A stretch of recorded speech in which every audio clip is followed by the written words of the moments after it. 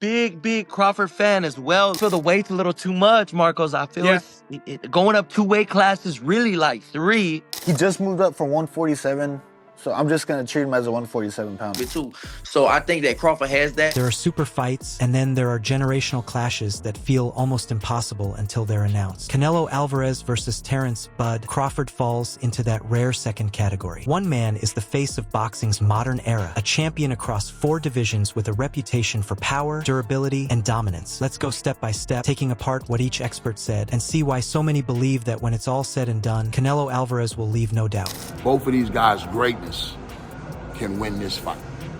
You feel me? Antonio Tarver begins the discussion by pointing to something obvious yet often overlooked. Both fighters are great, but greatness can manifest in different ways. For Crawford, greatness is in versatility, adaptability, and skill. For Canelo, greatness is in power, strength, and durability. Tarver makes the case that dismissing Canelo's chances because of Crawford's slickness would be crazy. And he's right. You would be crazy to think Canelo can't win this fight with his power, strength, and this man ain't never been hurt. This is a fighter who has never truly been hurt, who has gone 12 rounds with the likes of Gennady Golovkin, a man many considered one of the hardest punchers of his generation and still stood firm. When you compare resumes, Crawford's excellence shines at welterweight and below, but has he ever faced someone with the sheer physicality, chin, and composure of Canelo? The answer is no.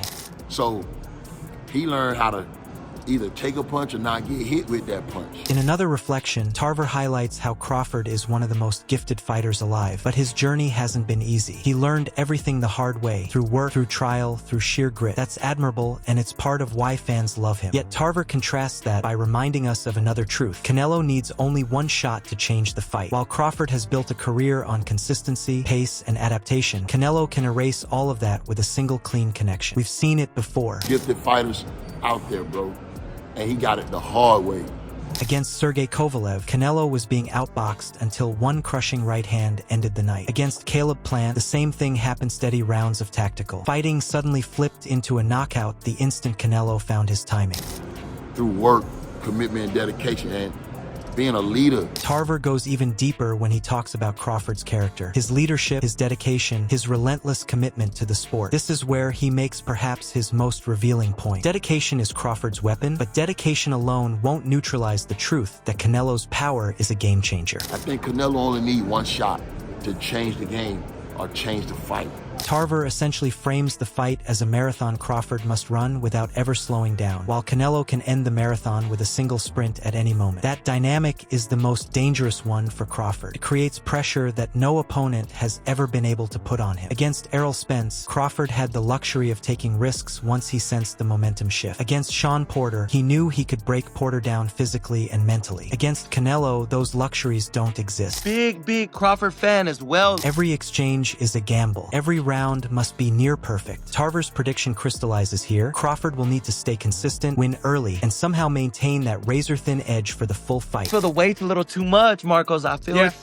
going up 2 weight classes, really like 3. When Vargas Jr. enters the conversation, the tone shifts toward practicality. He admits he's a big Crawford fan, but his immediate concern is the weight. Moving up 2 weight classes on paper sounds manageable, but in reality, Vargas Jr. argues it's like moving up 3. We'll have great success. I mean, maybe he'll get Canelo's head snapped back, or... That's because weight isn't just numbers on a scale, it's density, it's frame, it's muscle maturity. Crawford is coming up from 147 pounds, where he ruled supreme, but Canelo has been campaigning at 168 and above, carrying muscle that's been hardened over years against naturally bigger men. Terrence Crawford goes southpaw because you see Canelo has had a bit of problems with southpaws. You can see Vargas Jr. gives Crawford credit here, pointing out something real. Canelo has historically shown discomfort against southpaws. We saw shades of that against Austin Trout years ago, and even in moments against Erislandy Lara, when Canelo struggled with the angles and timing of a slick left-hander. See him getting frustrated, picking him up like how he does, like when he gets frustrated.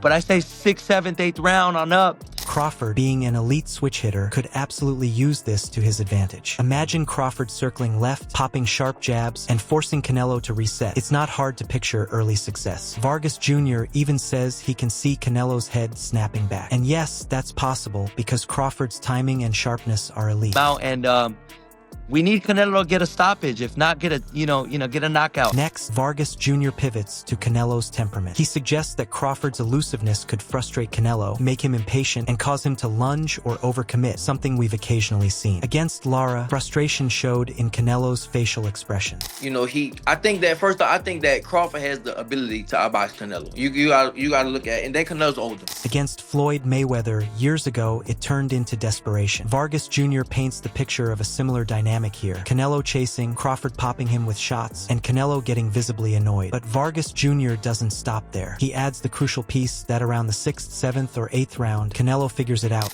Crawford has the ability, but he's small. Then Regis Prograis weighs in, and his take cuts straight to the core of the debate. He admits Crawford has the ability to outbox Canelo. In terms of pure skill, reflexes, and ring IQ, Crawford has the tools. Nobody doubts that, but Prograis immediately undercuts that point by raising the unavoidable truth side. And Crawford could look bigger in the weigh-ins and all that stuff, but it's always a difference. When you get that fight with somebody, Crawford is small for Canelo's division, and moving up means giving away not just pounds on the scale, but years of physical development. Prograis makes the distinction that Crawford could look good on the scales, maybe even appear bigger than he really is. But when the bell rings and leather starts flying, that's when the difference shows. Canelo had the weight already. He doesn't have to put on muscle. He doesn't have to do that. He's already big like that. Prograis doubles down on the weight issue, making a distinction many casual fans overlook. He acknowledges that Crawford could bulk up and look the part at weigh-ins, strong, ripped, and imposing. But he reminds us that appearances deceive. But I think that Crawford does have the style.